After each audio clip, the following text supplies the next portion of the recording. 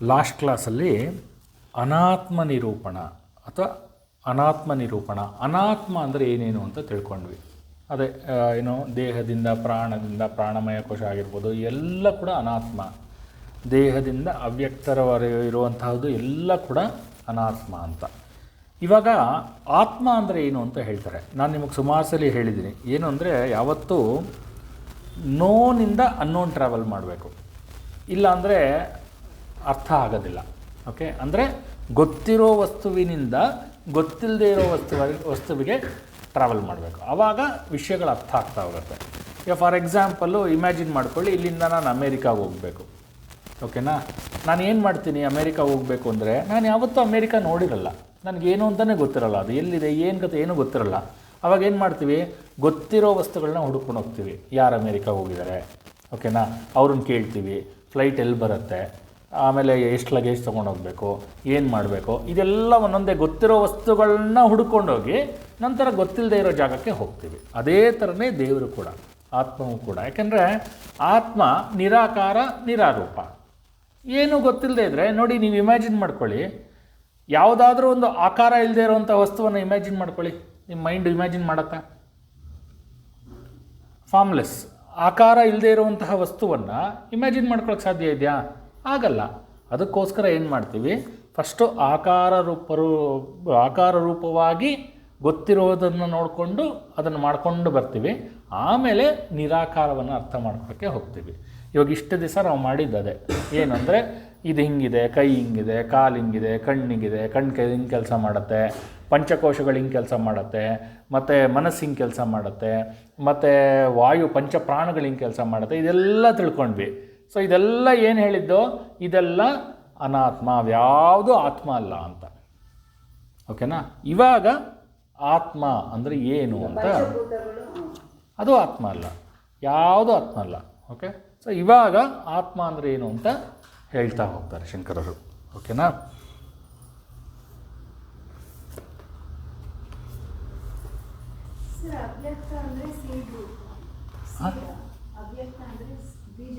ಬೀಜ ರೂಪದಲ್ಲಿರುವಂಥದ್ದು.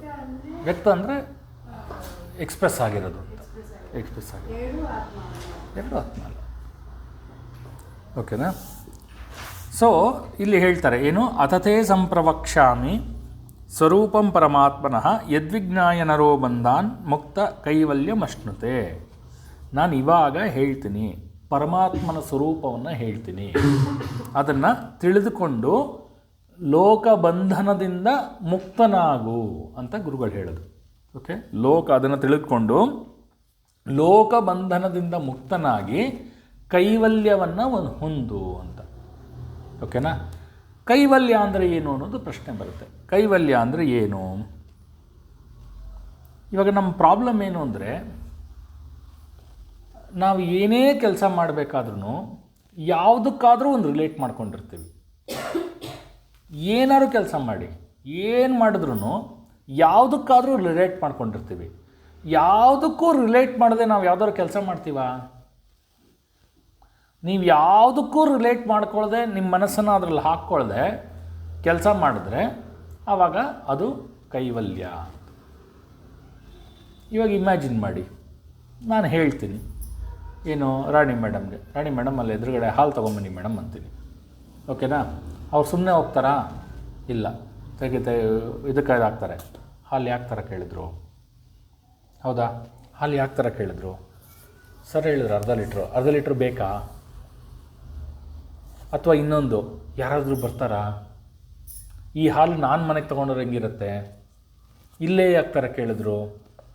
ಸಾಕಷ್ಟು ಯೋಚನೆಗಳು. ಹೌದಾ, ಯಾವುದೇ ರಿಲೇಷನ್ ಇಲ್ಲದೆ ನಾವು ಯಾವ ಕೆಲಸನೂ ಮಾಡಲ್ಲ. ಆ ರಿಲೇಷನ್, ಆ ಅಟ್ಯಾಚ್ಮೆಂಟ್ ಇಲ್ಲದೆ ಯಾವುದೇ ಒಂದು ಕೆಲಸವನ್ನು ಮಾಡಿದ್ರೆ ದಟ್ ಈಸ್ ಕಾಲ್ಡ್ ಕೈವಲ್ಯ ಅಂತ. ಅದನ್ನೇ ಇಲ್ಲಿ ಹೇಳಿರೋದು, ಕೈವಲ್ಯವನ್ನು ಹೊಂದು ನೀನು ಅಂತ. ಅಂದರೆ ನಾನು ಜಸ್ಟ್ ಎಕ್ಸಾಂಪಲ್, ಫಿಸಿಕಲ್ ಎಕ್ಸಾಂಪಲ್ ಕೊಟ್ಟೆ.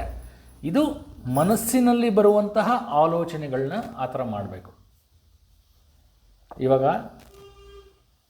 ಇವಾಗೇನೋ ಒಂದು ಮನಸ್ಸಿನಲ್ಲಿ ಏನೋ ಒಂದು ಆಸ್ತಿ ಡಿವೈಡ್ ಮಾಡಬೇಕು ಅಂತ ಬರುತ್ತೆ. ಎಷ್ಟು ಥಾಟ್ಸ್ ಬರುತ್ತೆ? ಆಸ್ತಿ ಯಾರಿಗೂ ಕೊಡಬೇಕು ಅಂತ ಬರುತ್ತೆ. ಎಷ್ಟು ಥಾಟ್ಸ್ ಬರುತ್ತೆ? ನಾನು ಲಾಸ್ಟ್ ಟೈಮ್ ಐ ಥಿಂಕ್ ನಿಮ್ಗೆ ಹೇಳಿದ್ದೆ ಅನ್ಕೊತೀನಿ. ನಮ್ಮ ಒಬ್ಬರು ಸ್ಟೂಡೆಂಟ್ ಹೇಳಿದ್ದೆ, ಯಾರು ಬಂದು ಏನೋ ಸರಿಗಿಲ್ಲ ಕ್ಲಾಸು, ಅದು ಕ್ಲಾಸ್ ಸರಿಗಿಲ್ಲ ಅಂದರೆ ನೀನು ಜೋಬಿಂದ ತೆಗೆದು ಎಷ್ಟು ದುಡ್ಡು ತೊಗೊಂಡಿದ್ಯೋ ಅದನ್ನು ವಾಪಸ್ ಇಟ್ಬಿಡು ಅಂತ. ಇಡೋಕ್ಕಾಗಲ್ಲ, ತುಂಬ ಕಷ್ಟ ಇಡೋದು. ತುಂಬ ಕಷ್ಟ ಇಡೋದು ಅಂದರೆ ಧೈರ್ಯ ಬೇಕು ಇಡೋದಕ್ಕೆ. ದುಡ್ಡನ್ನು ವಾಪಸ್ ಇಡೋದಕ್ಕೆ ಹೇಳಬಹುದು, ಕೊಟ್ಬಿಡ್ತೀನಿ ಬಂದರೆ, ಅದು ಮಾಡಿಬಿಡ್ತೀನಿ ಬಂದರೆ, ಇದು ಮಾಡಿಬಿಡ್ತೀನಿ ಎಲ್ಲ ಹೇಳ್ಬೋದು. ಬಟ್ ಜೋಬಿಂದ ತೆಗೆದು ಆ ದುಡ್ಡನ್ನು ವಾಪಸ್ ಅವ್ರ ಮುಂದೆ ತಗೊಳ್ಳಿ ಅಂತ ಇಡೋದಿದೆಯಲ್ಲ, ತುಂಬ ಧೈರ್ಯ ಬೇಕು ಅದಕ್ಕೆ. ಯಾರಿಗೆ ಮನಸ್ಸಿನಲ್ಲಿ ಅದ್ರ ಬಗ್ಗೆ ಅಟ್ಯಾಚ್ಮೆಂಟ್ ಇರಲ್ಲ ಅವನು ಮಾತ್ರ ಇಡಬಲ್ಲ. ಅದೇ ಕೈವಲ್ಯ. ಓಕೆ, ಅಂದರೆ ಅದೊಂದು ಎಕ್ಸಾಂಪಲ್ ಅಷ್ಟೇ. ಈ ಥರ ಪ್ರತಿಯೊಂದು ವಸ್ತುವಿನಲ್ಲೂ ನಾವು ಅಪ್ಲೈ ಮಾಡ್ಕೊಂಡು ಹೋಗಬೇಕು. ಪೂರ್ಣ ಜೀವನವನ್ನೇ ನಾನು ಈ ಥರ ಜೀವಿಸಿದ್ರೆ ನಾನು ಕೈವಲ್ಯದಲ್ಲಿದ್ದೀನಿ ಅಂತ. ಕೈವಲ್ಯದಲ್ಲಿ ಅಂದರೆ ಸತ್ತೋಗಿದ್ದಾನೆ ಅಂತಲ್ಲ, ಕೈವಲ್ಯದಲ್ಲಿ ನಾನು ಜೀವನವನ್ನು ಮಾಡ್ತಾ ಇದ್ದೀನಿ ಅಂತ ಅಷ್ಟೇ. ಕೇಳೋದು ಖುಷಿ ಆಗುತ್ತೆ, ಮಾಡೋಕ್ಕೆ ಕಷ್ಟ. ಹಾಂ, ಅದು ಪ್ರಯತ್ನ ಮಾಡಿದ್ರೆ ಸಾಧ್ಯ ಇಲ್ಲದಿರೋದು ಯಾವುದಿಲ್ಲ. ಇವಾಗ ಕುಂಭಮೇಳದಲ್ಲಿ ನೀವು ನೋಡಿದರೆ ಎಷ್ಟೊಂದು ಮುನಿಗಳು, ಎಷ್ಟೊಂದು ಇವರು ಎಲ್ಲ ನೋಡಿದರೆ ಎಲ್ಲರೂ. ಮೊನ್ನೆ ಯಾವುದೋ ಒಬ್ಬರು ಸಾಧು ಅವರು 500 ಕೋಟಿ 600 ಕೋಟಿ ಬಾಳ್ತಾ ಇದ್ರಂತೆ, ಬಿಟ್ಬಿಟ್ಟು ಬಂದರು. ಜೈನ್ ಮುನಿಗಳು ನೋಡಿರ್ತೀರಲ್ವ ನೀವು, 200 ಕೋಟಿ 300 ಕೋಟಿ ಆಸ್ತಿಗಳನ್ನ ಬಿಟ್ಟು ಸನ್ಯಾಸತ್ವ ತೊಗೊಂಡ್ಬಿಡ್ತಾರೆ. ಧೈರ್ಯ ಬೇಕದಕ್ಕೆ, ಧೈರ್ಯ ಇಲ್ಲದಿದ್ರೆ ಆಗಲ್ಲ. ಅದೇ ಕೈವಲ್ಯ. ಯಾವುದು ಅಟ್ಯಾಚ್ಮೆಂಟು ಇರೋಲ್ಲ, ತಲೆ ಕೆಡ್ಸ್ಕೊಳ್ಳಲ್ಲ. ಅವ್ರಿಗೆ 200 ಕೋಟಿ ಇದ್ದಾಗಲೂ ಹೆಂಗಿರ್ತಾರೋ 200 ಕೋಟಿ ಕೈಯಿಂದ ಬಿಟ್ಟೋದಾಗಲೂ ಹಂಗೆ ಇರ್ತಾರೆ. ಬಟ್ ನಾವು ಹಂಗಿರ್ತೀವ? ಇಲ್ಲ. ಊರು ಪ್ರಪಂಚ ಎಲ್ಲ ಒಂದು ಮಾಡಿಬಿಟ್ಟಿರ್ತೀವಿ. ಹೋಯ್ತೋ ನಂದೋಯ್ತು ಬಿಡೋದೇ ಇಲ್ಲ. ಇಲ್ಲ, ಅಕಸ್ಮಾತ್ ಬಿಟ್ಬಿಟ್ರು ನಂದೋಯ್ತು. ಆ ಹೆಣಕ್ಕೆ ಒಂದು ಜೀವ ಬರೋದೊಂದು ಇದ್ಬಿಟ್ಟಿದ್ದಿದ್ರೆ ಆವಾಗ ಗೊತ್ತಾಗ್ಬಿಡೋದು ಏನು ಸತ್ಯ ಅಂತ. ಹೆಣಕ್ಕೊಂದು ಜೀವ ಬರೋಲ್ಲ, ಅದು ಸತ್ತೋದ್ಮೇಲೆ ಮುಗೀತು ಅಂತದ್ದು. ಅದು ಗೊತ್ತಿರುತ್ತೆ, ಏನೂ ಹಾಕಲ್ಲ, ನನ್ನ ಮೇಲೆ ಏನೂ ಹಾಕಲ್ಲ ಅಂತ ಗೊತ್ತಿರುತ್ತೆ. ₹1 ಕೂಡ ನಾವು ಇಟ್ಕೊಂಡಿರೋದು ಹಾಕಲ್ಲ ಅಂತ ಗೊತ್ತಿರುತ್ತೆ. ಬಟ್ ಆದರೂ ಅಟ್ಯಾಚ್ಮೆಂಟ್ ಬಿಡದೇ ಇದ್ದರೆ ಕೈವಲ್ಯ ಅನ್ನೋದು ಅರ್ಥವಾಗಲ್ಲ. ಓಕೆನಾ? ಸೊ ಇಲ್ಲಿ ಅದನ್ನೇ ಹೇಳಿರೋದು ಏನಂದರೆ,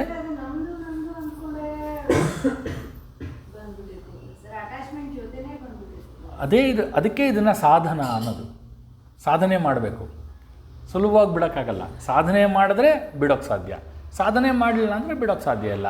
ಅದಕ್ಕೋಸ್ಕರನೇ ನಾನು ಅದೇ ಹೇಳೋದು. ಈಗ ನೋಡಿ, ಇಲ್ಲಿ ಈ JP ನಗರ್ 7th ಫೇಸಲ್ಲಿ ಎಷ್ಟು ಜನ ಇದ್ದಾರೆ? ಎಷ್ಟು ಒಂದು 10,000 20,000 ಜನ ಇರ್ಬೋದಾ? ಅಷ್ಟು ಜನ ಇದ್ದಾರೆ. ಅಷ್ಟು ಜನದಲ್ಲಿ ನೀವು ಬಂದು ಇದನ್ನು ಕೂತ್ಕೊಂಡು ಕೇಳ್ತಾ ಇದ್ದೀರಾ ಅಂದರೆ ಬೇರೆಯವರೆಲ್ಲ ಏನು ಮಾಡ್ತಾಯಿದ್ದಾರೆ? ಆಯ್ತಪ್ಪ, ಬೇರೆಯವ್ರು ಬೇರೆ ಬೇರೆ ಕಡೆ ಹೋಗಿ ಕೇಳ್ತಾರೆ ಅಂದ್ಕೊಳ್ಳಿ. ಎಷ್ಟು ಜನ ಹೋಗ್ಬೋದು? ಒಂದು 100 ಜನ ಕೇಳ್ಬೋದಾ? ಇನ್ನು 9,900 ಜನ ಏನು ಮಾಡ್ತಾಯಿದ್ದಾರೆ? ಸಾಧನೆ ಮಾಡೋಕ್ಕೆ ರೆಡಿ ಇಲ್ಲ. ಒಳಗಡೆ ಇನ್ನರ್ ಸಾಧನೆ ಮಾಡೋಕ್ಕೆ ಯಾರೂ ರೆಡಿ ಇಲ್ಲ. ಔಟ್ಸೈಡ್ ಎಲ್ಲರೂ ಮಾಡ್ತಾರೆ. ಓಕೆನಾ? ಆಚೆ ಕಡೆ ಎಲ್ಲರೂ ಸಾಧನೆಯನ್ನು ಮಾಡ್ತಾರೆ. ಬಟ್ ಇನ್ನರ್ ಸಾಧನೆ ಮಾಡೋದಕ್ಕೆ ಯಾರೂ ರೆಡಿ ಇಲ್ಲ. ಸೊ ಅವ್ರ ಲೆವೆಲ್ ಅಷ್ಟೇ. ಅವ್ರಿಗಿನ್ನೂ ಸಂಸ್ಕಾರ ಬಂದಿಲ್ಲ. ಯಾವಾಗಲೂ ಬಂದಾಗ ಅವರು ಜಾಯಿನ್ ಆಗ್ತಾರೆ, ಅವರು ಇದು. But final destination is they have to enter into this. ಕೆಲವ್ರಿಗೆ 20 ವರ್ಷದಲ್ಲಿ ಅರಿವೆ ಆಗುತ್ತೆ, ಕೆಲವ್ರಿಗೆ 40 ವರ್ಷದಲ್ಲಿ ಅರಿವಾಗುತ್ತೆ, ಕೆಲವ್ರಿಗೆ 60 ವರ್ಷದಲ್ಲಿ ಅರಿವಾಗುತ್ತೆ, ಕೆಲವ್ರಿಗೆ 80 ವರ್ಷದಲ್ಲಿ ಅರಿವಾಗುತ್ತೆ, ಕೆಲವರು ಸಾಯೋ ಬೆಡ್ಡಲ್ಲಿ, ಅಂದರೆ ಇನ್ನೇನು ಸಾಯ್ತಾ ಇದ್ದಾರೆ ಅನ್ನೋ ಟೈಮಲ್ಲಿ ಅರಿವಾಗುತ್ತೆ. ಬಟ್ ಮುಂದಿನ ಜನ್ಮಕ್ಕೆ ಯೂಸ್ ಆಗುತ್ತೆ ಅಷ್ಟೇ. ಶಂಕರಾಚಾರ್ಯರಿಗೆ 8 ವರ್ಷಕ್ಕೆ ಗೊತ್ತಾಗ್ಬಿಟ್ಟಿತ್ತು. 8 ವರ್ಷಕ್ಕೆ ಸನ್ಯಾಸ ತಗೊಂಡ್ರು. ಇಮ್ಯಾಜಿನ್ ಮಾಡಿ, 8 ವರ್ಷ ಹುಡುಗ ಸನ್ಯಾಸದ ಬಗ್ಗೆ ಮಾತಾಡ್ತಾನೆ ಅಂದರೆ ಹೆಚ್ಚು. ಇನ್ನು ಸನ್ಯಾಸ ತೊಗೊಂಡ್ರು ಅಂದರೆ ಆ ಥರ ಸನ್ಯಾಸ ಅವ್ರು ತೊಗೊಂಡಿದ್ದು. ಸನ್ಯಾಸ ತೊಗೊಂಡ್ರು ಅಂದರೆ ಇನ್ನೆಷ್ಟು ಅವ್ರದ್ದು ಹಳೆಯ ಜನ್ಮದ ಸಂಸ್ಕಾರ ಇರಬೇಕು ಅವ್ರಿಗೆ. ಆ ಥರ ಎಲ್ಲ ವಿಷಯಗಳನ್ನು ಅದು ಹೇಳಿದ್ನಲ್ಲ, ತುಂಬ ಕಷ್ಟ. ಇಂಥದ್ದೆಲ್ಲ ಸೆಲ್ಫ್ ಸ್ಟಡಿ ಅಲ್ವಾ ಇದೆಲ್ಲ. ನಮ್ಮ ಮೇಲೆ ನಾವು ನಾವು ಬೇರೆಯವ್ರ ಮೇಲೆ ಚೆನ್ನಾಗಿ ಓದ್ತೀವಿ, ಎಲ್ಲ ಅನಲೈಸ್ ಮಾಡ್ತೀವಿ, ಎಲ್ಲ ಮಾಡ್ತೀವಿ. ಬಟ್ ನನ್ನ ಮೇಲೆ ನಾವು ಮಾಡ್ಕೋಬೇಕು ಅಂದಾಗ ಏನಮ್ಮ ಹಾಂ ಅಂದರೆ ನಾನು ಹೇಳಿದ್ದು ಮುಕ್ತರಾದರೂ ಅದು ಆದರೂ ಇಲ್ಲ ಅಂತಲ್ಲ. 8ನೇ ವರ್ಷದ ಒಬ್ಬ ಹುಡುಗನಿಗೆ ಅಷ್ಟು ಬರಬೇಕು ಯೋಚನೆ ಅಂದರೆ, ನಮ್ಮ ಮಕ್ಕಳು ನೆಟ್ಟಿಗೆ ABCD A4 ಆ್ಯಪಲ್ ಕಲ್ತಿರಲ್ಲ. 8ನೇ ವರ್ಷಕ್ಕೆ ನಂಗೆ ಸನ್ಯಾಸತ್ವ ತಗೋಬೇಕು ನಾನು ಅನ್ನೋದು ಬರಬೇಕು ಅಂದರೆ ಹಿಂದಿನ ಸಂಸ್ಕಾರಗಳು ಎಷ್ಟಿರಬೇಕು ಅವ್ರದ್ದು. ಅದನ್ನು ನಾನು ಹೇಳಿದ್ದು, ಹಿಂದಿನ ಸಂಸ್ಕಾರಗಳು ಎಷ್ಟಿರಬೇಕು. ಸೊ ಅವರು ಬಂಧನವನ್ನು ಬಿಡಿಸ್ಕೊಂಡ್ರು ಅಂತ. ಸೊ ಯಾವಾಗ ನಾವು ಬಂಧನವನ್ನು ಬಿಡಿಸ್ಕೊತೀವಿ, ಇಟ್ ಈಸ್ ನಥಿಂಗ್ ಬಟ್ ಕೈವಲ್ಯ. ಓಕೆ, ಯಾವುದೇ ಬಂಧನ ಇರಲ್ಲ. ಇಲ್ಲಿ ತುಂಬ ಸೂಕ್ಷ್ಮ ಇದು. ಓಕೆನಾ? ಕೆಲವು ಸಲ ಏನಾಗುತ್ತೆ ಅಂದರೆ, ಹಾಗಾದರೆ ಅವರು ಕೇರ್ಲೆಸ್ಸಾ ಅನಿಸುತ್ತೆ. ಅಂದರೆ ಇವಾಗ ಕೆಲವರು ಇರ್ತಾರೆ ನೋಡಿ, ಹಾಂ, ಅಂದರೆ ಇವಾಗ ಕೆಲವ್ರ ಮನೇಲಿ ಈ ಕೆಲವರು ಮಕ್ಕಳು ಇರ್ತಾರೆ ನೋಡಿ, ಅಂದರೆ ಇವಾಗ ಈ ಪುಡಿ ರೌಡಿಗಳಾಗಿರ್ತಾರೆ, ಅವ್ರು ಕೇರೇ ಮಾಡಲ್ಲ ಯಾವುದಕ್ಕೂ. ಪುಡಿ ರೌಡಿಗಳಾಗಿರ್ತಾರೆ, ಅವ್ರ ಮನೇದು ಯಾವುದಕ್ಕೂ ಕೇರ್ ಮಾಡಲ್ಲ. ಮತ್ತು ಅವನಿಗೂ ಮತ್ತು ಇವನಿಗೂ ಏನು ಡಿಫ್ರೆನ್ಸು?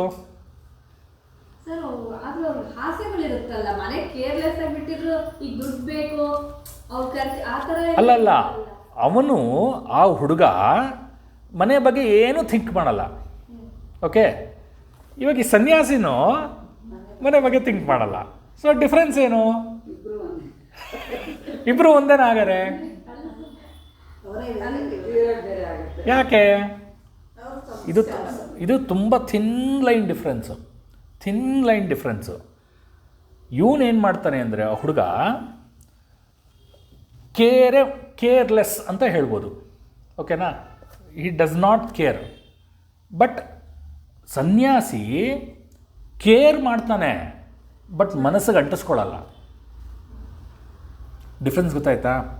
ಸನ್ಯಾಸಿ ಕೇರ್ ಮಾಡ್ತಾನೆ. ಇವಾಗ ಎಲ್ಲೋ ಒಂದು ಕಡೆ ನಮ್ಮ ತಾಯಿ ಇದ್ದರು, ಓಕೆನಾ, ತಾಯಿ ಇದ್ದರು ಅಂದ್ಕೊಳ್ಳಿ. ಸನ್ಯಾಸಿಗೆ ಪೂರ್ವಾಶ್ರಮದ ತಾಯಿಗೊಬ್ಬರಿಗೆ ಮಾತ್ರ ನಮಸ್ಕಾರ ಮಾಡ್ಬೋದು. ನಮ್ಮ ತಂದೆ ಇದ್ದರು, ಎಲ್ಲೋ ಇರುತ್ತೆ ಅದು.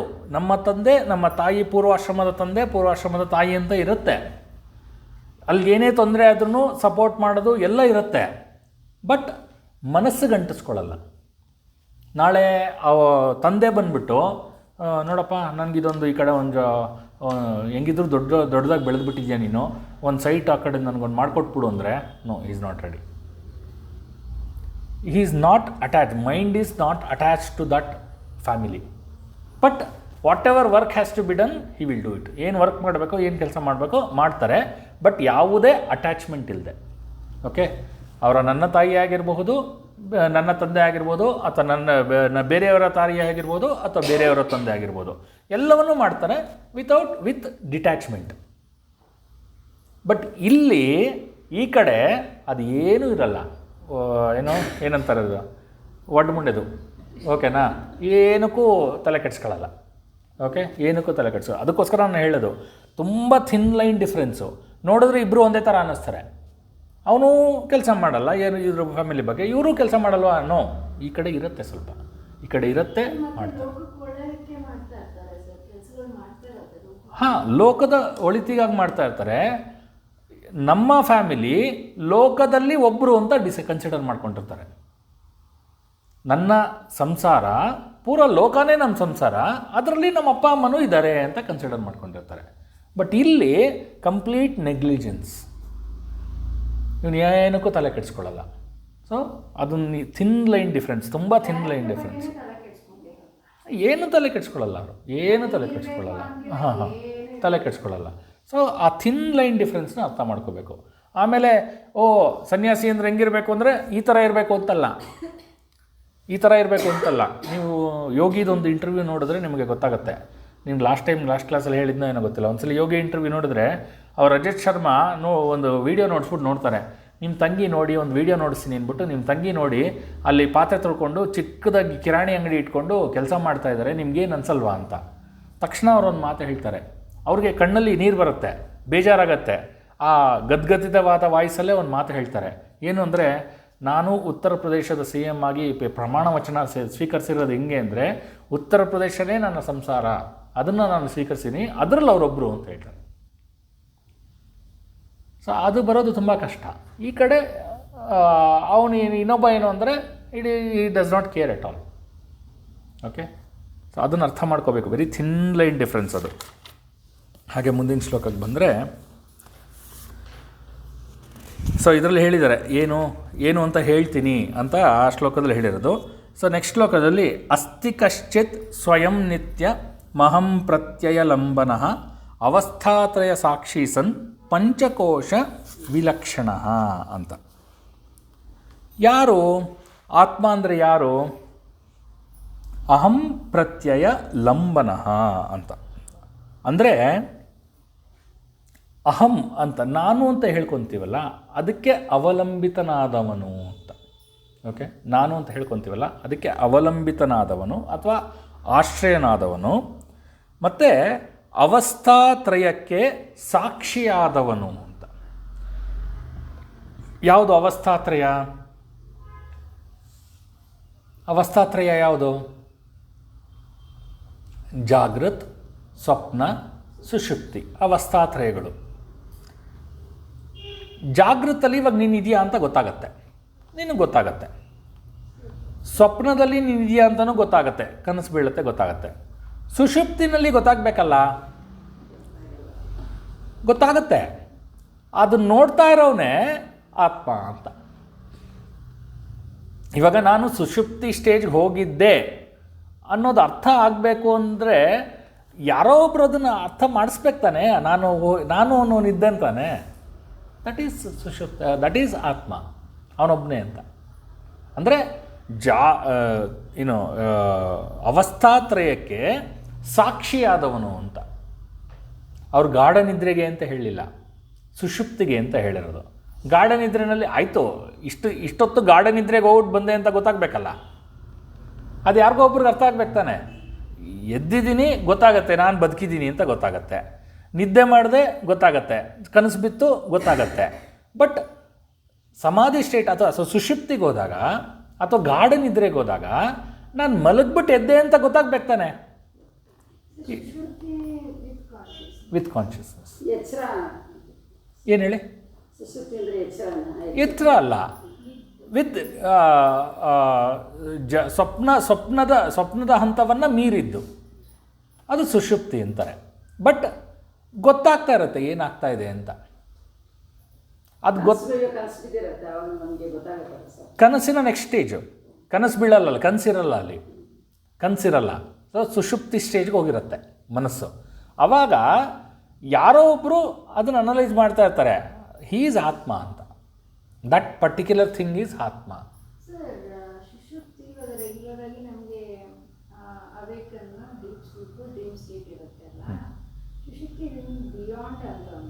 Beyond dream sleep. ಅಂದರೆ ಇಟ್ ಇಸ್ ನಾಟ್, ಅದು ಎಲ್ಲರಿಗೂ ಗೊತ್ತಾಗುತ್ತೆ ಅನ್ನೋದಿಲ್ಲ.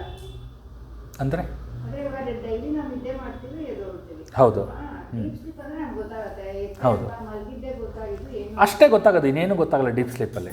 ಮಲಗಿದ್ದೇ ಎದ್ದೆ ಅಂತ. ಮಹಾನ್ಗಳಿಗೆ ಮಾತ್ರ ಗೊತ್ತಾಗುತ್ತೆ. ಸುಷುಪ್ತಿನಲ್ಲಿ ಏನು ಗೊತ್ತಂದರೆ ಮಲಗಿದ್ದಾಗ ಏನೆಲ್ಲ ಆಯಿತು ಅಂತ ಗೊತ್ತಾಗತ್ತೆ.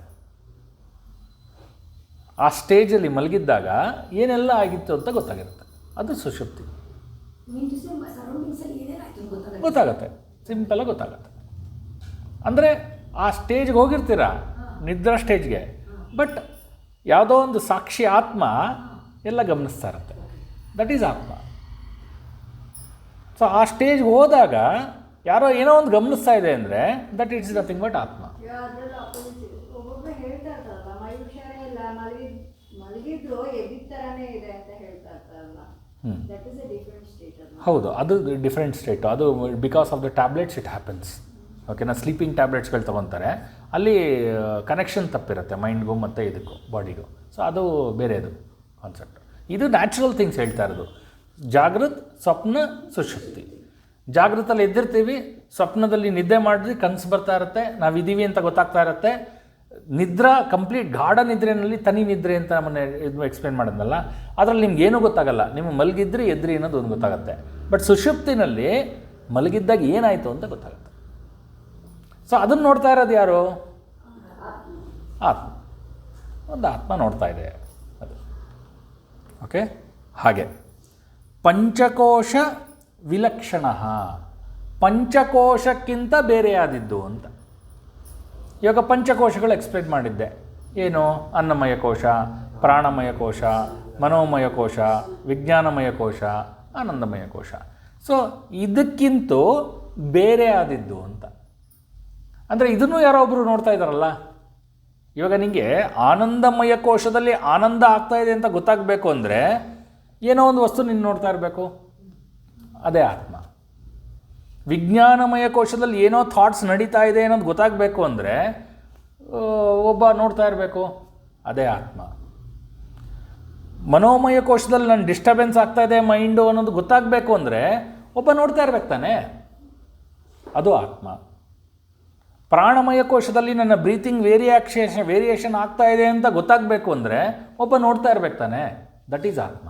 ಅದನ್ನೇ ಇಲ್ಲಿ ಹೇಳಿರೋದು. ಏನಂದರೆ ಈ ಪಂಚಕೋಶಗಳಿಗಿಂತ ಬೇರೆ ಆದಿದ್ದು ಅಂತ. ಡೆಫಿನೆಟಾಗಿ ಅದಕ್ಕೆ ನಾವು ಯೂಸ್ ಮಾಡೋದು ಆತ್ಮಸಾಕ್ಷಿ, ಆ ವರ್ಡ್ ಅನ್ನೋದಕ್ಕೆ ಯೂಸ್ ಮಾಡೋದು. ನಿನ್ನ ಆತ್ಮಸಾಕ್ಷಿ ಮುಟ್ಕೊಂಡು ಹೇಳು.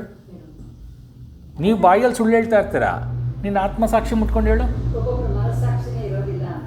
ಹೌದು, ಹೇಳ್ತೀವಿ ತಾನೆ, ಆತ್ಮಸಾಕ್ಷಿ ಮುಟ್ಕೊಂಡು ಹೇಳು ಅಂತ ತಕ್ಷಣ ಹೇಳ್ತೀವಿ. ಅವಾಗ ಏನಾಗುತ್ತೆ, ಮೇಡಮ್ ಮೇಲ್ಗಡೆ ಕೂತ್ಕೊಳ್ಳಿ ಬೇಕಾರೆ, ಏನು ತಲೆ ಕಟ್ಸ್ಕೊಬೇಡಿ ಆರಾಮಾಗಿ. ಅವಾಗೇನಾಗುತ್ತೆ, ಆತ್ಮಸಾಕ್ಷಿ ಮುಟ್ಕೊಂಡು ಹೇಳು ಅಂದರೆ ತಕ್ಷಣಕ್ಕೆ ಕಾನ್ಷಿಯಸ್ ಆಗ್ತಾರೆ, ಯಾವುದೋ ತಪ್ಪು ಮಾಡಬಾರ್ದು, ಯೋಚನೆ ಮಾಡಬೇಕು. ಹಾಂ, ಏನು ಹೇಳಲ್ಲ, ಭಯಪಡ್ತಾರೆ, ಅದು ಬರಲ್ಲ. ಸೊ ಅಂದರೆ ಆತ್ಮಸಾಕ್ಷಿ ಮುಟ್ಕೊಂಡು ಹೇಳು ಅಂದರೆ ನೀನು ಮಾತಾಡ್ತಾ ಇರೋದು ಬೇರೆ ಇರ್ಬೋದು, ಒಬ್ಬ ಒಳಗಡೆ ಇದ್ದಾನೆ ಅಂತ, ಒಬ್ಬ ಪರ್ಸನ್ ಇದ್ದಾನೆ, ಯಾರೋ ಅವ್ನು ನೋಡ್ತಾ ಇದ್ದಾನೆ ಅಂತ, ಅದನ್ನೇ ಆತ್ಮಸಾಕ್ಷಿ ಮುಟ್ಕೊಂಡು ಹೇಳು ಅನ್ನೋದು. ಓಕೆ, ಹಾಗೆ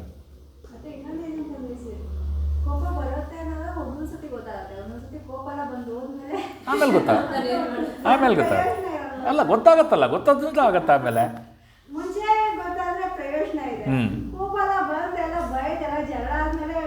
ಹೌದು.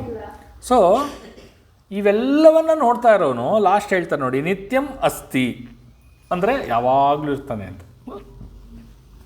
ಇವೆಲ್ಲವನ್ನ ನೋಡ್ತಾ ಇರೋನು, ನೀವು ಯಾವ ಸ್ಟೇಟಲ್ಲಿರಿ, ಎಲ್ಲವನ್ನ ನೋಡ್ತಾ ಇರೋನು ನಿತ್ಯಂ ಅಸ್ತಿ, ಯಾವಾಗಲೂ ಇರ್ತಾನೆ. ಅವನು ಯಾರು? ನಾನು ಅಂದರೆ ಆತ್ಮ. ಈ ನಾನು ಅನ್ನೋದು ಕಾಮನ್ ಫ್ಯಾಕ್ಟರು. ಓಕೆನಾ? ಇವಾಗ ನೀವು ಚಿಕ್ಕ ಹುಡುಗ ಆಗಿದ್ದಾಗಲೂ ನಾನುನೇನಾ, ನೀವು ದೊಡ್ಡವರಾದಾಗಲೂ ನಾನುನೇನಾ, ಬೇರೆಯವರು ಅಂತ ಏನಾರು ಹೇಳ್ತೀರಾ? ನೀವು ವಯಸ್ಸಾದಾಗಲೂ ನಾನುನೇನಾ, 80 ವರ್ಷದಾದಾಗಲೂ ನಾನುನೇನಾ? ಸೊ ಯಾರೋ ಒಬ್ಬ ಕಾಮನ್ ಇದ್ದಾನೆ ನಾನು ಅಂತ ಅಲ್ವಾ? ನಾನು ಅಂತ ಒಬ್ಬ ಕಾಮನ್ ಇದ್ದಾನೆ, ಕಾಮನ್ ಪರ್ಸನ್ ಇದ್ದಾನೆ, ಅವನೇ ಆತ್ಮ. ಅವನದೇ ಅದು ನಿತ್ಯಂ ಅಸ್ತಿ, ಯಾವಾಗಲೂ ಇರ್ತಾನೆ ಅಂತ. ಓಕೆನಾ? ಇನ್ನೂ ಒಂದು ಎಕ್ಸಾಂಪಲ್ಲು, ಇವಾಗ ಎಲ್ಲೋ ಹೋಗ್ತೀರಾ, ಬೇರೆ ಊರಿಗೆ ಹೋಗ್ತೀರಾ, ಓಕೆನಾ, ಅಥವಾ ಎಲ್ಲೋ ಯಾರೋ ಮನೆಗೆ ಹೋಗ್ತೀರಾ, ಒಬ್ಬರ ಮನೇಲಿ ನಿಮಗೆ ಸನ್ಮಾನ ಆಗುತ್ತೆ, ಓಕೆನಾ, ಒಬ್ಬರ ಮನೇಲಿ ನಿಮ್ಮನ್ನು ಬೈದಾಕ್ತಾರೆ, ಒಬ್ಬರ ಮನೇಲಿ ನಿಮ್ಮನ್ನು ಕೇರೆ ಮಾಡಲ್ಲ. ಎಲ್ಲ ಕಡೆ ಹೋಗಿದ್ದು ನೀನೇ, ಹೌದಾ? ಎಲ್ಲ ಕಡೆ ಹೋಗಿದ್ದು ಅದಾಗಿದ್ದೆಲ್ಲ ನಾನುಗೆ, ಸನ್ಮಾನ ಆಗಿದ್ದು ನಾನುಗೆ, ಬೈದಿದ್ದು ನಾನುಗೆ, ಅಥವಾ ಯಾರೋ ಹೊಗಳಿದ್ದು ನಾನುಗೆ, ಅಥವಾ ನಿನ್ನ ಕೇರೆ ಮಾಡದೇ ಇದ್ದಿದ್ದು ನಾನುಗೆ. ಸೊ ನಾನು ಈಸ್ ಅ ಕಾಮನ್ ಫ್ಯಾಕ್ಟರಾ? ಅವನೇ ಆತ್ಮ. ಓಕೆ, ಅದನ್ನೇ ಹೇಳೋದು ನಿತ್ಯಂ ಅಸ್ತಿ, ಯಾವಾಗಲೂ ಇರ್ತಾರೆ. ಮತ್ತು ಇವಾಗ ಸುಖ ಯಾರಿಗೆ ಬರುತ್ತೆ? ನನಗೆ ಬರುತ್ತೆ, ನಾನು.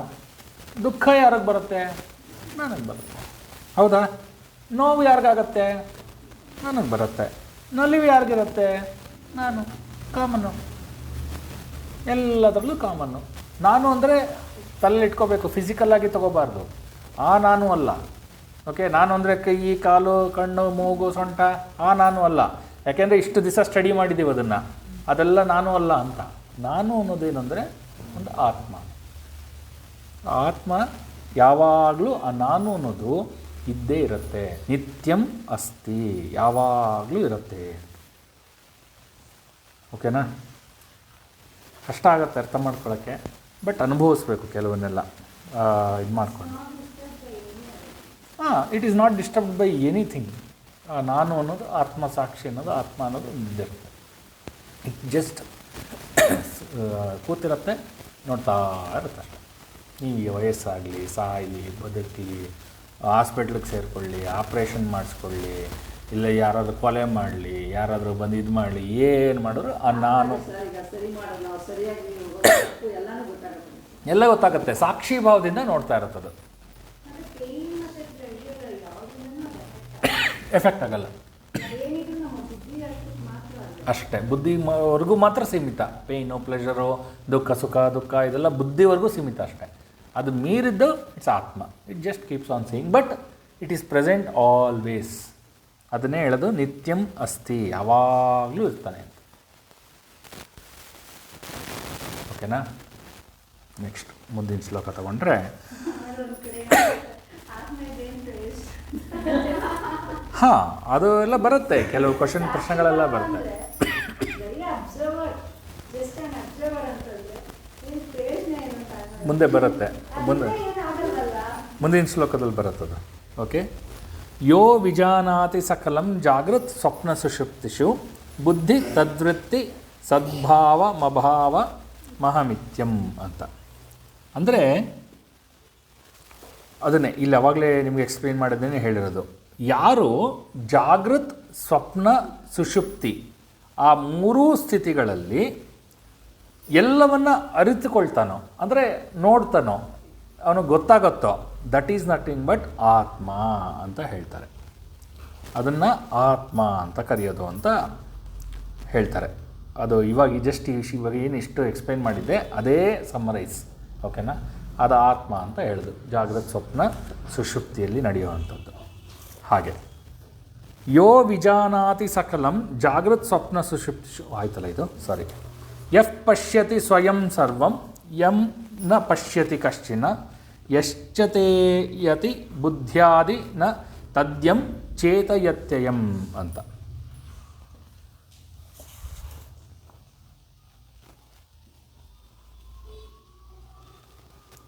ಏನು ಹೇಳ್ತಾನೆ? ಯಾವನು ತಾನಾಗಿಯೇ ಎಲ್ಲವನ್ನ ನೋಡ್ತಾನೆ ಅಂತ. ಸ್ವಯಂ ಸರ್ವಂ ಪಶ್ಯತಿ, ತಾನಾಗಿಯೇ ಎಲ್ಲವನ್ನ ನೋಡುವವನು. ಓಕೆ, ಯಂ ಕಶ್ಚನ ನ ಪಶ್ಯತಿ, ಯಾರನ್ನೂ ನೋಡದೇ ಇರೋನು. ಹಾಗೆ ಬುದ್ಧ್ಯಾದಿ ಚೇತಯೇತ್, ಅಂದರೆ ಬುದ್ಧಿಗೆ ಶಕ್ತಿಯನ್ನು ಕೊಡ್ತಾನೆ ಅಂತ ಆತ್ಮ. ಇದಕ್ಕೆ ನೀವು ಉದಾಹರಣೆ ತಗೋಬೇಕು ಅಂದರೆ ವೆರಿ ಸಿಂಪಲ್ಲಾಗಿ ಒಂದು ಉದಾಹರಣೆ ತಗೊಳ್ಳಿ. ಓಕೆನಾ? ಏನು? ಸೂರ್ಯನನ್ನು ಆತ್ಮ ಅಂದ್ಕೊಳ್ಳಿ, ಜಸ್ಟ್ ನಿಮಗೆ ಅರ್ಥ ಆಗೋದಕ್ಕೋಸ್ಕರ ಅಷ್ಟೇ. ಓಕೆ, ಸೂರ್ಯನನ್ನು ಆತ್ಮ. ಸೂರ್ಯಂಗೆ ಯಾರಾದರೂ ಒಲೆ ಉರಿ ಆಗ್ತಾ ಇದ್ದಾರಾ? ಇಲ್ಲ, ತಂತಾನಾಗೆ ಉರಿತಾ ಇದ್ದಾನೆ. ಸೂರ್ಯ ಏನು ಮಾಡ್ತಾನೆ? ಜಗತ್ತಿಗೆಲ್ಲ ಬೆಳಕನ್ನು ಕೊಡ್ತಾನೆ. ಅವನು ಎಲ್ಲಿಂದನಾದರೂ ಬೆಳಕು ತಗೊತಾನ? ಇಲ್ಲ, ಒಲೆ ಉರಿ ಹಾಕಲ್ಲ. ಓಕೆನಾ? ಎಲ್ಲಿಂದನೂ ನಾವು ಬೆಳಕು ತಗೊಳ್ಳಲ್ಲ, ಹೌದಾ? ಸೊ ಅವನು ತನ್ನ ಪಾಡಿಗೆ ತಾನು ಉರಿತಾ ಇದ್ದಾನೆ ಅಷ್ಟೇ. ಅವನೇ ಆತ್ಮ ಅಂತ. ಏನು ಮಾಡ್ತಾನೆ ಇಲ್ಲಿ ಆತ್ಮ?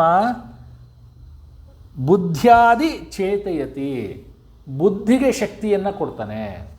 ಇವಾಗ ಸೂರ್ಯ ಏನು ಮಾಡ್ತಾನೆ? ಗಿಡಗಳಿಗೆ, ನಮಗೆ ಮನುಷ್ಯರಿಗೆ ಶಕ್ತಿಯನ್ನು ಕೊಡ್ತಾನೆ. ಓಕೆ, ಅದೇ ಆತ್ಮ. ನಾವು ಸೂರ್ಯಂಗೆ ಏನಾರು ಕೊಡ್ತೀವಾ? ಅಥವಾ ಕೊಡೋಕ್ಕಾಗತ್ತಾ? ಆಗಲ್ಲ. ಸೊ ಆತ್ಮನ ಕೆಲಸ ಏನು ಅಂದರೆ ಶಕ್ತಿಯನ್ನು ಪ್ರಸರಿಸೋದು, ಶಕ್ತಿಯನ್ನು ಕೊಡೋದು. ಅವನಿಗೆ ತಗೊಂಡು ಗೊತ್ತಿಲ್ಲ. ಸೊ ಬೆಸ್ಟ್ ಎಕ್ಸಾಂಪಲ್ ಈಸ್ ಸೂರ್ಯ. ಶಕ್ತಿಯನ್ನು ಕೊಡ್ತಾರೆ, ಬಟ್ ಯಾವುದನ್ನು ಅನುಭವಿಸೋದಿಲ್ಲ. ತನ್ನಗೇನೂ ಅನುಭವಿಸೋದಿಲ್ಲ. ಸೂರ್ಯನ ಥರ ಅಷ್ಟೇ. ಇವಾಗ ನೋಡಪ್ಪ, ನಾಳೆ ನಾವು ಅರುಣ ಹೋಮ ಮಾಡ್ತೀವಿ ಭಾನುವಾರ. ಓ ರಾಜೇಶ್ ಸರ್ ಅರುಣ ಹೋಮ ಮಾಡ್ತಾರೆ, ನಾನು ಬೇಗ ಬರ್ತೀನಿ ಅಂತ ಏನಾದ್ರು ಬರ್ತಾನ? ಇಲ್ಲ. ಅಥವಾ ಅರುಣ ಹೋಮ ಮಾಡಲಿಲ್ಲ, ನಾನು ಬರೋಲ್ಲ ಅಂತ ಏನಾದ್ರು ಹೇಳ್ತಾನ? ಇಲ್ಲ. ಅಥವಾ ಏನಾದರೂ ನಾನು ಇವತ್ತು ಬೇಜಾರಾಗಿದೆ, ಪೂರ್ವದಲ್ಲಿ ಬಂದು ಒಂದು ದಿವಸ ಪಶ್ಚಿಮದಲ್ಲಿ ಬರ್ತೀನಿ ಅಂತ ಏನಾದ್ರು ಬರ್ತಾನ? ಬರಲ್ಲ. ಏನೂ ಇಲ್ಲ, ಜಸ್ಟ್ ತನ್ನ ಪಾಡು ತಾನು ಉರಿತಾ ಇರ್ತಾನೆ. ಅವನು ಉರಿಯೋದ್ರಿಂದನೇ ನಾವೆಲ್ಲ ಬದುಕಿರೋದು.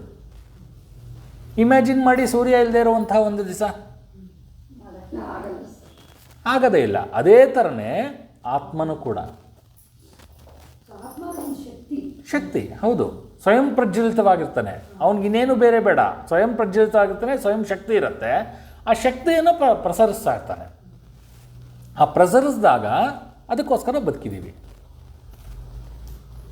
ಇವಾಗ ಇಮ್ಯಾಜಿನ್ ಮಾಡಿ, ಒಂದು ಕಣ್ಣು ಕಿತ್ತುಬಿಟ್ಟು ಇಡ್ತೀನಿ, ನೋಡತ್ತಾ? ಅದು ಕೈಯಿಂದ ಕಟ್ ಮಾಡಿಬಿಡ್ತೀನಿ, ಕಟ್ ಮಾಡಿಬಿಟ್ಟು ಅಲ್ಲಿ ಇಟ್ಟರೆ ನೋಡತ್ತಾ? ಅದು ನನ್ನ ಆತ್ಮದ ಲಿಂಕಲ್ಲಿದ್ದರೆ ಮಾತ್ರ ಅದು ಕೆಲಸ ಮಾಡೋದು, ಹೌದಾ? ಇವಾಗ ನೀವು ಕೆಲವ್ರನ್ನು ಕುರುಡರು ಹುಟ್ಟು ಕುರುಡ್ರನ್ನ ನೋಡ್ತೀರಾ, ಕಣ್ಣಿರುತ್ತೆ ಅವ್ರಿಗೆ, ಹೌದು ತಾನೆ? ಹುಟ್ಟು ಕುರುಡರು ಅಥವಾ ಹುಟ್ಟು ಕಿವುಡರು ಯಾರೋ ಇರ್ತಾರಲ್ಲ, ಕಣ್ಣಿರುತ್ತೆ, ಕಿವಿನೂ ಇರುತ್ತೆ. ನಿನ್ನ ಥರನೇ ಎಲ್ಲ ಕಣ್ಣಿರುತ್ತೆ, ನಮ್ಮ ಥರನೇ ಕಿವಿ ಇರುತ್ತೆ, ಬಟ್ ಕೇಳಿಸಲ್ಲ. ಅದರಲ್ಲಿ ಕೆಲವರು ಇರ್ತಾರೆ, ಜ್ಞಾನ ಇರೋದ್ರಿಂದ ಅವರು ಎಲ್ಲಿ ಹಡೆ ಎಲ್ಲಿದೆಯೋ ಅಲ್ಲಿಗೆ ಕುಂಕುಮ ಇಡ್ತಾರೆ. ನಮ್ಮ ಮನೇಲಿ ಇದೆ. ಹಾಂ, ಹೌದು. ಏನು ಅಂದರೆ ಇದನ್ನೇನು ಹೇಳ್ತಾರೆ ಅಂದರೆ ಆ್ಯಕ್ಚುಲಿ ನಾವು ಸಂಸಾರ ಅಂದರೆ ನಾವು ಈ ಯೂನಿವರ್ಸಿಂದ ಶಕ್ತಿಯನ್ನು ತಗೊತೀವಿ. ಆ್ಯಕ್ಚುಲಿ ಎಲ್ಲರೂ ಅಷ್ಟೇ, ನಾವು ಯೂನಿವರ್ಸಿಂದ ಶಕ್ತಿಯನ್ನು ತಗೊತೀವಿ. ನಮ್ಮದು ಏನು ಪ್ರಾಬ್ಲಮ್ ಅಂದರೆ ನಾವು ತೆಗೆದುಕೊಂಡಂತಹ ಶಕ್ತಿ 5 ಸೆನ್ಸ್ ಆರ್ಗನ್ಸ್ಗಳಿಗೆ ಡಿಸ್ಟ್ರಿಬ್ಯೂಟ್ ಆಗುತ್ತೆ. ಓಕೆನಾ? ಅಂದರೆ ಇವಾಗ ನನ್ನ ಶಕ್ತಿ, ನಾನು ಆಚೆಯಿಂದ ಏನೋ ಒಂದು ಶಕ್ತಿ ನನಗೆ ಬರ್ತಾ ಇದೆ, ನಾನು ತೊಗೊತಾ ಇದ್ದೀನಿ ಅಂದರೆ ನನ್ನ ಶಕ್ತಿ 5 ಸೆನ್ಸ್ ಆರ್ಗನ್ಸ್ಗಳಿಗೆ ಡಿಸ್ಟ್ರಿಬ್ಯೂಟ್ ಆಗುತ್ತೆ. ಬಟ್ ಇವರಲ್ಲಿ ಏನಾಗುತ್ತೆ ಅಂದರೆ ಅವರಲ್ಲಿ ಒಂದು ಆರ್ಗನ್ ಊನ ಇರುತ್ತೆ. ಸೊ ಅಷ್ಟೇ ಶಕ್ತಿಯನ್ನು ತೊಗೊತಾರೆ, ಅದು 4 ಶಕ್ತಿಗೆ ಇದ್ದಾಗ 4 ಆರ್ಗನ್ಸ್ಗಳಿಗೆ ಡಿಸ್ಟ್ರಿಬ್ಯೂಟ್ ಆಗುತ್ತೆ. ಅದಕ್ಕೆ ಬೇರೆ ಆರ್ಗನ್ ತುಂಬ ಚುರುಕಾಗಿರುತ್ತೆ. ನೀವು ಗಮನಿಸಿದ್ರೆ ಕುರುಡರು smell they identify a lot. ನೀವು ಬರ್ತಾರೋ ಸ್ಮೆಲ್ಲಲ್ಲಿ ಹೇಳ್ಬಿಡ್ತಾರೆ ಅವರು ನೀವು ಓದು ಅಂತ. ಸೊ ನಾವು ಐದು ಸೆನ್ಸ್ ಆರ್ಗನ್ಸ್ಗೆ ತೊಗೊಂಡು ಡಿಸ್ಟ್ರಿಬ್ಯೂಟ್ ಆಗಿರುತ್ತೆ ಎನರ್ಜಿ. ಅವರಲ್ಲಿ ಅದೇ ಶಕ್ತಿ 4ಕ್ಕೆ ಡಿಸ್ಟ್ರಿಬ್ಯೂಟ್ ಆಗಿರುತ್ತೆ. So naturally little bit extra. So ಒಂದು ಆರ್ಗನ್ ತುಂಬ ಎಫೆಕ್ಟಿವ್ ಆಗಿರುತ್ತೆ. ಓಕೆ, ತುಂಬ ಚುರುಕಿರ್ತಾರೆ. ಓಕೆ, ಸೊ ಅದು ಅದೇ ಹೌದು. ಅದೇ ನಾನು ಇಲ್ಲಿ ನಮ್ಮ ರಾಗಿಗುಡ್ಡದ ಹಿಂದೆ ಇದು ಯಾವುದದು ರಾಗಿಗುಡ್ಡದ ಹಿಂದೆ ಒಂದು ಸ್ಕೂಲ್ ಇದೆ, ಬ್ಲೈಂಡ್ ಸ್ಕೂಲು. ಅದೇ ಅದು ಹೆಸರು ಮರ್ತೆ, ಅದು ಎಲ್ಲರೂ ಕಾಲೇಜಿಗೆ ಹೋಗ್ತಾರೆ. ಅದು ಹಾಸ್ಟೆಲ್ ಇದೆ, ಸ್ಕೂಲ್ ಇದೆ. ಅಲ್ಲಿ ನಾನು ಐ ಥಿಂಕ್ ಹೇಳಿದ್ದೆ, ನಮ್ಮ ವಯಸ್ಸಿ ಸ್ಟೂಡೆಂಟ್ಸ್ಗೆ ಹೇಳಿರ್ತೀನಿ, ಅಲ್ಲಿಗೆ ವಾಲಂಟಿಯರ್ಸ್ ಬೇಕು. ಏನು ಮಾಡ್ತಾರೆ ಅಂದರೆ ವಾಲಂಟಿಯರ್ಸ್ ಏನಕ್ಕೆ ಬೇಕು ಅಂದರೆ ಅಲ್ಲಿ ಏನಂದರೆ ಯಾರಾದರೂ ಒಬ್ರು ಇವಾಗ BA ಮಾಡ್ತಾಯಿರ್ತಾರೆ, MA ಮಾಡ್ತಾಯಿರ್ತಾರೆ, ಪಾಪ ಬ್ಲೈಂಡು ಓದಬೇಕು, ಬರೆಯೋದು ಸೆಕೆಂಡ್ರಿ. ಅವ್ರ ಪಕ್ಕದಲ್ಲಿ ಕೂತ್ಕೊಂಡು ಇವಾಗ ಹಿಂಗೆ ಕೂತ್ಕೊಂಡು ಓದ್ತಾ ಹೋಗಬೇಕು. ಅವ್ರು ಅದನ್ನು ಕೇಳಿಸ್ಕೊಂಡು ಮನನ ಮಾಡಿಕೊಂಡು ಆಮೇಲೆ ಎಕ್ಸಾಮ್ಗೆ ಹೋಗ್ಬಿಟ್ಟು ನೀವು ಪಕ್ಕದಲ್ಲಿ ಕೂತ್ಕೊಂಡ್ರೆ ಅವರು ಹೇಳ್ತಾರೆ, ಅದನ್ನು ನೀವು ಬರಿತಾ ಹೋಗಬೇಕು. ನೀವೇನು ಪ್ರಶ್ನೆ ಅಂತ ಹೇಳಿದ್ರೆ ಅವ್ರು ಉತ್ತರ ಹೇಳ್ತಾ ಹೋಗ್ತಾರೆ, ಅದನ್ನು ಬರಿತಾ ಹೋಗಬೇಕು. ಆ ಥರ ವಾಲಂಟಿಯರ್ಶಿಪ್ ಕೂಡ ಇದೆ. ಓಕೆ, ಸೊ ನೋಡಿ ಅವರಲ್ಲಿ ಇದಾಗ್ಬಿಟ್ಟಿರುತ್ತೆ ಆತ್ಮ. ಏನು ಅಲ್ಲ, ಅದಿದೆ. ಬಟ್ ಏನು ಅಂದರೆ ಯು ಶುಡ್ ಬಿ ಕನ್ಸಿಸ್ಟೆಂಟ್. ಇಲ್ಲಾಂದರೆ 2 ದಿವಸ ಓಟ್ ಬರ್ತೀನಿ, 3 ದಿವಸ ಓಟ್ ಬರ್ತೀನಿ ಅಂತಲ್ಲ. ಒಬ್ಬ ಹುಡುಗ ಒಬ್ಬ ಹುಡುಗಿಗೆ ಅಥವಾ ನೀವು ಇದ್ದಿ ಅಂದರೆ ವರ್ಷ ಪೂರ್ತಿ ಮಾಡಬೇಕದು. ಯಾಕೆಂದರೆ ಅವ್ರು ಮುಗಿಯೋವರೆಗೂ ಮಾಡಬೇಕು. ದಿನ ರಿಕ್ವೈರ್ಮೆಂಟ್ ಇರುತ್ತಲ್ಲ, ಅದು ಹೆಸರು ಮತ್ತೆ ಇದರಲ್ಲೇ ರಾಗಿಗುಡ್ಡದ ಹಿಂದೆ ಇದೆ.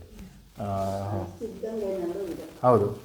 ಏನು ಸ್ಕೂಲ್ ಏನೋ ಮತ್ತೆ ಹೆಸರು ಮತ್ತೆ. ಸೊ ಆ ಥರ ಬೇಕಾದಷ್ಟು ಇದೆ. ಮತ್ತು ಸಂಗೀತ ಜ್ಞಾನ ಕೆಲವ್ರಿಗೆ ಹೇಳಿದ್ನಲ್ಲ, ಒಂದು ಆರ್ಗನ್ಗೆ ಒಂದು ಸೆನ್ಸ್ ಆರ್ಗನ್ ಎಕ್ಸ್ಟ್ರಾ ಇದಾಗ್ಬಿಟ್ಟಿರುತ್ತೆ. ಹೇಳ್ತಾರೆ ತುಂಬ ಚೆನ್ನಾಗುತ್ತೆ. ಸೊ ಅದನ್ನು ಹೇಳೋದು ಏನಂದರೆ ಇಲ್ಲಿ ಯಾವುದಕ್ಕೋದು ಬಂದಿದ್ದು, ಅದೇ ಬುದ್ಧಿಶಕ್ತಿಯನ್ನು ಚೇತನಗೊಳಿಸ್ತಾನೆ ಅಂತ. ಆತ್ಮನವನು ಬುದ್ಧಿಶಕ್ತಿಯನ್ನು ಚೇತನಗೊಳಿಸ್ತಾನೆ, ಅಂದರೆ ಶಕ್ತಿಯನ್ನು ಕೊಡ್ತಾನೆ. ಉದಾಹರಣೆಗೆ ಸೂರ್ಯನ ಇಮ್ಯಾಜಿನ್ ಮಾಡಿಕೊಂಡ್ರೆ, ಸೂರ್ಯ ಹುಟ್ಟೋದಿಲ್ಲ, ಸಾಯೋದಿಲ್ಲ, ಉರಿತಾ ಇದ್ದಾನಷ್ಟೇ. ಅವನ ಶಕ್ತಿಯನ್ನು ಎಲ್ಲ ಕಡೆ ಕೊಡ್ತಾ ಇದ್ದಾನೆ, ಅವನೇ ಆತ್ಮ. ಅದೇ ಥರನೇ ನಮ್ಮಲ್ಲಿ ಒಂದು ಆತ್ಮ. ಓಕೆ, ಚಂದ್ರ ಎಲ್ಲಿ? ಚಂದ್ರನ ಬೆಳಕು ಕೂಡ ಸೂರ್ಯನೇ ಇಲ್ವಾ ಕೊಡೋದು? ಎಲ್ಲ ಪ್ರಪಂಚದಲ್ಲಿ ಬ್ರಹ್ಮಾಂಡದ ಎಲ್ಲ ಇದಕ್ಕೂ ಸೂರ್ಯನೇ ಬೆಳಕು ಕೊಡೋದು, ಹೌದಾ? ಸೊ ಅವನೊಬ್ಬ ಇಲ್ಲ ಅಂದರೆ ಯಾವ ಕೆಲಸನೂ ನಡೆಯಲ್ಲ.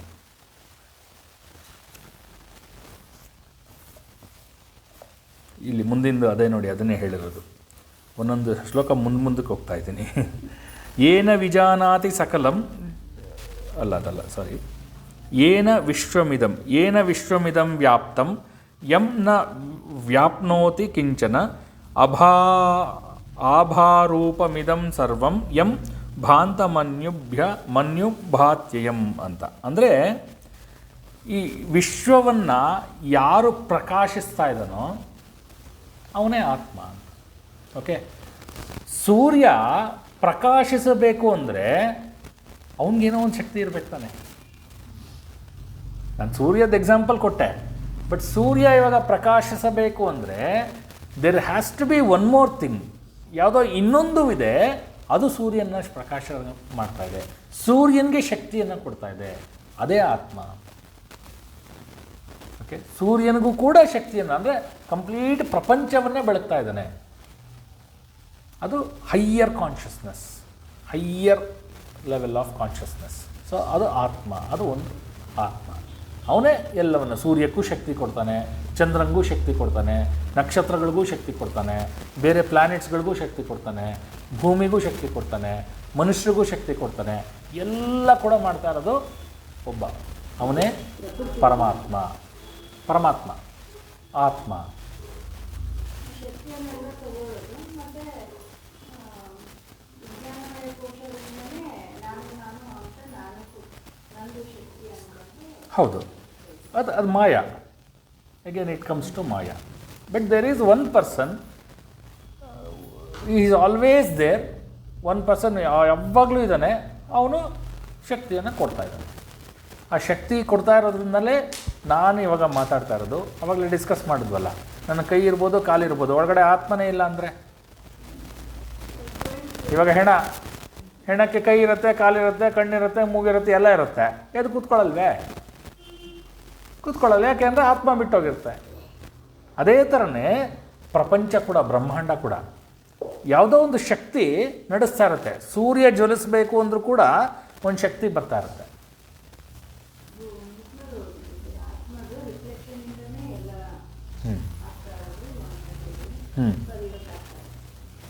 ಅರ್ಥ ಆಯ್ತಾ? ಓಕೆ, ಸೊ ದಟ್ ಈಸ್ ಆತ್ಮ ಅಷ್ಟೇ, ಇನ್ನೇನಿಲ್ಲ. ಅದೇ ನೆಕ್ಸ್ಟ್ ಇನ್ನೊಂದು, ಯಸ್ಯ ಸನ್ನಿಧಿ ಮಾತ್ರೇಣ, ಅದು ಯಸ್ಯ ಸನ್ನಿಧಿ ಮಾತ್ರೇಣ ದೇಹೇಂದ್ರಿಯ ಮನೋಧಿಯ ವಿಷಯೇಷು ಸ್ವಕೀಯೇಷು ವರ್ತಂತೆ ಪ್ರೇರಿತ ಇವ. ಅಂದರೆ ಅದೇ ಇವಾಗ ಜಸ್ಟ್ ಡಿಸ್ಕಸ್ ಮಾಡಿದ್ವಲ್ಲ, ಅದೇ ಇದು. ಏನಂದರೆ ಎಲ್ಲ ವಿಷಯಗಳನ್ನು ಅಥವಾ ಎಲ್ಲ ಇಂದ್ರಿಯಗಳನ್ನು ಪ್ರೇರೇಪಿಸ್ತಾನೆ ಅಂತ. ಇವಾಗ ಕಣ್ಣು ಅದರ ಕೆಲಸ ಮಾಡಬೇಕು ಅಂದರೆ ಆತ್ಮ ಪ್ರೇರೇಪಿಸಬೇಕು, ಆತ್ಮ ಶಕ್ತಿಯನ್ನು ಕೊಡಬೇಕು. ಕಿವಿ ಕೆಲಸ ಮಾಡಬೇಕು ಅಂದರೆ ಆತ್ಮಶಕ್ತಿಯನ್ನು ಕೊಡಬೇಕು. ಓಕೆ, ಕೈ ಕೆಲಸ ಮಾಡಬೇಕು ಅಂದರೆ ಆತ್ಮಶಕ್ತಿಯನ್ನು ಕೊಡಬೇಕು. ಅಂದರೆ ಡೈರೆಕ್ಟಾಗಿ ಕೊಡ್ತಾನ? ಇಲ್ಲ. ಮನಸ್ಸಿಂದ ಬುದ್ಧಿಯಿಂದ ಇಂದ್ರಿಯಗಳು, ವಿಷಯಗಳು, ಆ ಥರ ಕೊಡ್ತಾ ಹೋಗ್ತಾನೆ. ಓಕೆ, ಬಟ್ ಮೂಲ ಒಬ್ಬ ಕೊಡಲೇಬೇಕು, ಅವನೇ ಆತ್ಮ. ಓಕೆ, ಎಲ್ಲದಕ್ಕೂ ಪ್ರೇರೇಪಣೆ ಅವನೇ ಅಂತ. ಉದಾಹರಣೆಗೆ ಇನ್ನೊಂದು ಉದಾಹರಣೆ ಕೊಡ್ತೀನಿ ನೋಡಿ. ಏನಂದರೆ ಇವಾಗ ರೋಬೋಟ್, ಇವಾಗೆಲ್ಲ ತಂತ್ರಜ್ಞಾನ ಬರ್ತಾ ಇದೆ. ರೋಬೋಟ್ ತಾನೇ ಕೆಲಸ ಮಾಡೋಕ್ಕೆ ಸಾಧ್ಯನಾ? ಏನೋ ಒಂದು ಚಿಪ್ ಇಂಪಾರ್ಟೆಂಟ್ ಇರುತ್ತೆ ತಾನೆ, ಶಕ್ತಿ ಇಂಪಾರ್ಟೆಂಟ್ ಇರುತ್ತೆ ತಾನೆ, ಅದನ್ನು ನಾವು ಅದರ ಆತ್ಮ ಅಂತ ಕರಿತೀವಿ. ರೋಬೋಟ್ಗೆ ಅದರ ಆತ್ಮ ಇಲ್ಲ ಅಂದರೆ ಕೆಲಸ ಮಾಡಲ್ಲ, ಸಾಧ್ಯವೇ ಇಲ್ಲ. ಇಟ್ಸ್ ಎ ಪ್ಯೂರ್ಲಿ ಒಂದು ಏನಂತಾರೆ, ಒಂದು ಮಿಷಿನ್ ಥರ ಬಿದ್ದಿರತ್ತಷ್ಟೆ. ನಿಮ್ಗೆ ಅದಕ್ಕೆ ಆತ್ಮ ಅನ್ನುವಂಥ ಒಂದು ಚಿಪ್ ಕೊಟ್ಟಾಗಲೇ, ಮೇನ್ ಚಿಪ್ ಒಂದಿರುತ್ತೆ, ಓಕೆನಾ? ಆ ಚಿಪ್ ಇಟ್ಟಾಗಲೇ ಇಟ್ ಸ್ಟಾರ್ಟ್ಸ್ ವರ್ಕಿಂಗ್ ರೋಬೋಟ್. ಅದೇ ಥರನೇ ಮನುಷ್ಯನು ಕೂಡ ಒಂದು ಮೇನ್ ಚಿಪ್ ಆತ್ಮ ಅಂತ ಇರುತ್ತೆ ಒಳಗಡೆ. ಅದು ಇದ್ದಾಗಲೇ ನಿಂತ್ಕೊಳ್ಳೋದು, ಕೂತ್ಕೊಳ್ಳೋದು, ಮಾತಾಡೋದು, ನಗೋದು, ಮತ್ತು ರಿಯಾಕ್ಟ್ಗಳು ಮಾಡೋದು ಎಲ್ಲವನ್ನು ಮಾಡ್ತೀವಿ. ಅದಿಲ್ಲ ಅಂದರೆ ಹೆಣ. ರೋಬೋಟ್ಗೂ ನಮಗೂ ಯಾವುದೇ ಡಿಫ್ರೆನ್ಸ್ ಇರಲ್ಲ. ಓಕೆ, ಸೊ ಇನ್ನೂ ಒಂದು ಉದಾಹರಣೆ ಏನು ಕೊಡಬೇಕು ಅಂದರೆ, ಇವಾಗ ನೀವು ಯಾವುದಾದ್ರು ಒಂದು ಸರ್ಕಾರದ ಸಿಸ್ಟಮ್ ಅಂತ ಏನೋ ಒಂದು ತೊಗೊಂಡ್ರೆ, ಸೊ ದ ಮೇನ್ ಪರ್ಸನ್ ಒಬ್ಬ ಇರ್ತಾನೆ, he is the head. He will take care of all the things. For example ನಮ್ಮ ಪ್ರೈಮ್ ಮಿನಿಸ್ಟರು ಅಥವಾ ಮುಖ್ಯಮಂತ್ರಿ, so he is the head for whole system. ಅವನೊಬ್ಬ ಇಲ್ಲ ಅಂದರೆ ಬೇರೆದೆಲ್ಲ ಕೊಲಾಪ್ಸ್ ಆಗ್ತಾ ಬರುತ್ತೆ. So he is the person who gives the. ಇವಾಗ entrepreneur ಇದ್ದಂಗೆ ಏನು ಅಂದರೆ, ಈ ಆತ್ಮನ ಕೆಲಸ ಏನು ಅಂದರೆ, ಅವನೇ ಪ್ರಜ್ವಲಿಸಬೇಕು, ಅವನೇ ಶಕ್ತಿಯನ್ನು ಕೊಡಬೇಕು, ಬೇರೆ ಆಪ್ಷನ್ ಇಲ್ಲ ಅವನಿಗೆ. ಓಕೆ, ಎಂಟ್ರಪ್ರಿನರ್ ಇದ್ದಂಗೆ. ಯಾರೋ ಬಿಸ್ನೆಸ್ ಶುರು ಮಾಡಿದ್ರೆ ನೀವೇ ಒದ್ದಾಡಬೇಕು, ನಿಮಗೋಸ್ಕರ ಬೇರೆ ಯಾರೂ ಒದ್ದಾಡಲ್ಲ. ಓಕೆನಾ? ನೀವೇ ಒದ್ದಾಡಬೇಕು, ನೀವೇ ಹೋಗಬೇಕು, ನೀವೇ ತರಬೇಕು, ನೀವೇ ಕಷ್ಟಪಡಬೇಕು, ನೀವೇ ಮೆಟೀರಿಯಲ್ಸ್ ಎಲ್ಲ ತೊಗೊಂಬಂದು ಹಾಕೋಬೇಕು, ನೀವೇ ಮಾರಬೇಕು, ನೀವೇ ಪ್ರಾಫಿಟನ್ನು ಅನುಭವಿಸ್ಬೇಕು. ಓಕೆ, ಬೇರೆ ಆಪ್ಷನ್ನೇ ಇರಲ್ಲ. ಒಬ್ಬ ಪರ್ಸನ್, ಒಬ್ಬ ಹೈ ಲೆವೆಲ್ ಅಧಿಕಾರಿ ಇದ್ದರೆ ಅವನ ಕೆಲಸ ಅದೇ ಆಗಿರುತ್ತೆ. ಅವ್ನಿಗೆ ಯಾರು ಎನ್ಕರೇಜ್ಮೆಂಟ್, ಇವಾಗ ನಾವಾದರೆ ಎನ್ಕರೇಜ್ಮೆಂಟ್ ಕೊಡಿ ಅಂತ ಹೋಗ್ತೀವಿ, ಕೆಲವು ಕ್ಲಾಸ್ಗೆಲ್ಲ ಹೋಗಿ ಬರ್ತೀವಿ. ಆ ಎನ್ಕರೇಜ್ಮೆಂಟ್ ಕ್ಲಾಸು, ಈ encouragement class, personality development class, ಅದು ಮಣ್ಣು ಮಸಿ ಅಂತ ಎಲ್ಲ ಕಡೆ ಓಡಿ ಬರ್ತೀವಿ. ಬಟ್ ಆ ಪರ್ಸನ್ಗೆ no, he has to self he has to do. ಯಾಕೆಂದರೆ ಅವ್ನ ಕಡೆ 100 ಜನ ಇರ್ತಾರೆ. ಆ 100 ಜನನ್ನ ಎನ್ಕರೇಜ್ ಮಾಡಬೇಕು. ಬಟ್ ಇವ್ನಿಗೆ ಯಾರು ಎನ್ಕರೇಜ್ ಮಾಡೋದು? ಸ್ವಯಂ ಪ್ರಕಾಶವಾಗಿರಬೇಕು. ಅದನ್ನೇ ಹೇಳೋದು, ಸ್ವಯಂ ಪ್ರಕಾಶವಾಗಿರಬೇಕು ಅಂತ. ಸ್ವಯಂ ಪ್ರಕಾಶವಾಗಿದ್ದರೆ ಮಾತ್ರ ಇದೆಲ್ಲ ಮಾಡೋದಕ್ಕೆ ಸಾಧ್ಯ. ಸೊ ಅದು ಆತ್ಮ, ಅವನೇ ಆತ್ಮ. ಯಾರು? ಸ್ವಯಂ ಪ್ರಕಾಶವಾಗಿರೋನು. ಸ್ವಯಂ ಪ್ರಕಾಶ, ನಿರ್ವಿಕಾರ, ಯಾವುದೇ ಆಕಾರ ಇಲ್ಲ. ಏನು ಆಕಾರ ಕೊಡ್ತೀರಾ? ಒಂದು ಶಕ್ತಿ ಅಂತ ಹೇಳ್ಬೋದು ಅಷ್ಟೇ. ಅದು ಬಿಟ್ಟರೆ ನೀನು ಹೇಳ್ಬೋದು, ಎಲ್ಲವೂ ಅವನೇ ಆಗಿರೋ ಹಾಗೆ ನೀನು ಹೇಳೋಕ್ಕಿರಲ್ಲ. ಅವನೊಬ್ಬ ಇದ್ದಾನೆ ಅನ್ನೋದನ್ನು ಅರ್ಥಕೊಂಡ್ಬಿಟ್ರೆ ಸಾಕು. ಓಕೆ, ಅದು ನೋಡೋದು ಬಿಡೋದು ಅದೆಲ್ಲ ಸೆಕೆಂಡ್ರಿ. ಅವನೊಬ್ಬ ಇದ್ದಾನೆ ಅನ್ನೋದನ್ನು ನಮ್ಮ ಮನಸ್ಸಿಗೆ ಅರ್ಥಕೊಂಡ್ಬಿಟ್ರೆ, ಮನಸ್ಸಿಗೆ ಗೊತ್ತಾಗ್ಬಿಟ್ರೆ, that is more than enough.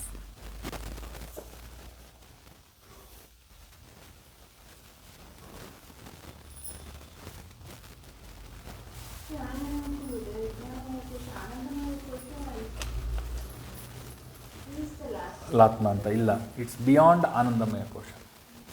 ಆನಂದಮಯ ಕೋಶನ ಅರ್ಥ ಮಾಡ್ಕೋಬೇಕು ಅಂದ್ರೂ ಒಬ್ಬ ಆತ್ಮ ಇರಬೇಕು. ನಿಮ್ಗೆ ಆನಂದ ಆಗ್ತಾ ಇದೆ ಅಂತ ಗೊತ್ತಾಗಬೇಕಲ್ಲ,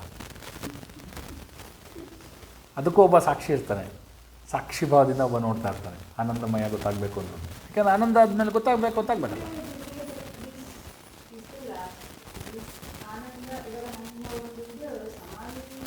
bliss is the last stage.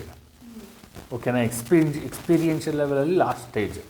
But ಅದು ನೋಡ್ತಾ ಇರೋನೊಬ್ಬ ಇದ್ದಾನೆ, ಅವನ ಆತ್ಮ. ಆ ಥರ ಸಾಕ್ಷಿ ಭಾವದಿಂದ ಒಬ್ಬ ನೋಡ್ತಾ ಇರ್ತಾನೆ, ಅವನ ಆತ್ಮ. It is a stage. Okay, ಆನಂದಮಯ ಕೋಶ ಇಟ್ಸ್ ಎ ಸ್ಟೇಜ್. ಅದಾದಮೇಲೆ ಇದೆಲ್ಲ ಮೀರಿದವನು ಆತ್ಮ. ಓಕೆ, ನೋಡ್ತಾ ಇದ್ದಾನೆ. ಅವ್ನು ನೋಡಿದ್ರಿಂದ ಅಂತ ನಿಮ್ಗೆ ಗೊತ್ತಾಗ್ತಾ ಇರೋದು ಆನಂದ ಆಯಿತು ಅಂತ. ಇವಾಗ ಫಾರ್ ಎಕ್ಸಾಂಪಲ್ಲು, ಹೆಣಕ್ಕೆ ಆನಂದ ಆಯಿತು ಅಂತ ಗೊತ್ತಾಗತ್ತಾ? ಹೆಣಕ್ಕೆ ಪ್ರಾಣದ ಮೂಮೆಂಟ್ ಆಯಿತು ಅಂತ ಗೊತ್ತಾಗತ್ತಾ? ಹೆಣಕ್ಕೆ ಮನಸ್ಸು ಕೆಲಸ ಮಾಡುತ್ತಾ? ಏನೂ ಮಾಡಲ್ಲ. ಅವನು ಇರೋದ್ರಿಂದ ನಿಮ್ಗೆ ಗೊತ್ತಾಗಿದ್ದು. ಅವನೊಬ್ಬ ಸಾಕ್ಷಿ ಪರ್ಸನ್. ಓಕೆನಾ?